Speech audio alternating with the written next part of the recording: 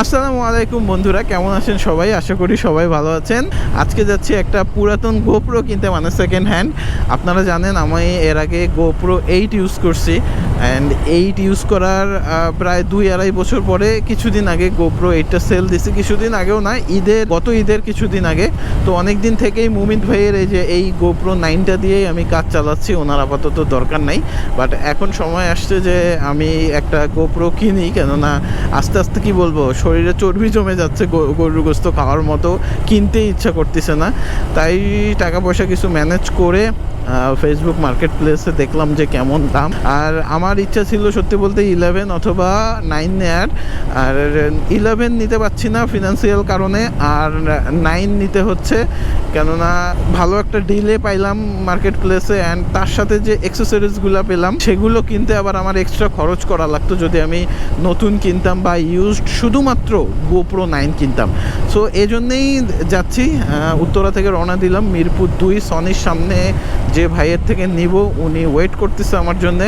তো চলুন বেশি কথাবার্তা না বাড়াই, আগে সনির সামনে যাই, গিয়ে ক্যামেরাটা কালেক্ট করে চেক করে আপনাদের সাথে বিস্তারিত বলি যে আসলে নিলাম কি না এবং নিলেও কেমন হলো বিষয়টা। A few moments later. এই তো রাতের বেলা এসে আপনাদের সামনে একটু হালকা আনবক্সিং করতেছি। আনবক্সিংয়ের কিছু নেই, একটা ভিডিও স্টিক আছে, দেন এই তো ক্যামেরাটায় যদি আমি আপনাদেরকে ক্লোজলি দেখাই, রাতের বেলা বুঝতে পারবেন না, বাট ক্যামেরার কন্ডিশনটা একদম টপ নচ। মানে উনি বলছে 5-7 বার ইউজ, কিন্তু আমার মনে হয়েছে যে 10-12 বারের মতো উনি ইউজ করছে। এই যে গোপ্রো 9, অ্যান্ড আপনারা পুরোটা দেখলেই বুঝতে পারবেন যে আসলে কতটা ফ্রেশ কন্ডিশনে। এর সাথে হচ্ছে একটা 128 জিবি স্যান্ডিক্স এক্সট্রিম প্রো পাইছি, অ্যান্ড